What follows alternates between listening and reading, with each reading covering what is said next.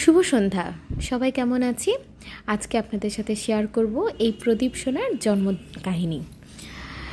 প্রদীপ হচ্ছে আমাদের বাড়ির পুতুলদির ছেলে। পুতুলদি হচ্ছে যার হাতে আমার বাবার গৃহের সব দায় দায়িত্ব যার উপর।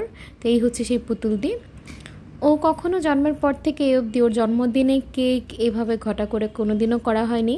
তো সেই ওর এই ইচ্ছার মর্যাদা দিতে আজকের এই ছোট্ট আয়োজন।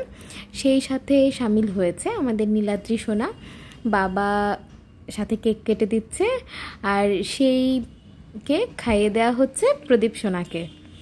তো এইভাবেই হচ্ছে পালন হলো আমাদের প্রদীপের জন্মদিন। আসলে ঈশ্বরের কাছে অশেষ কৃপা যে ভগবান আমাদের এটুক সুযোগ দিয়েছে এরকম কোমলমতি বাচ্চাদের এই সূক্ষ্ম সূক্ষ্ম ইচ্ছেগুলোর যে আমরা মর্যাদা দিতে পারছি বা ওদের ইচ্ছে পূরণ করতে পারছি, এটাই অনেক। সবাই ভালো থাকবো, সুস্থ থাকবো।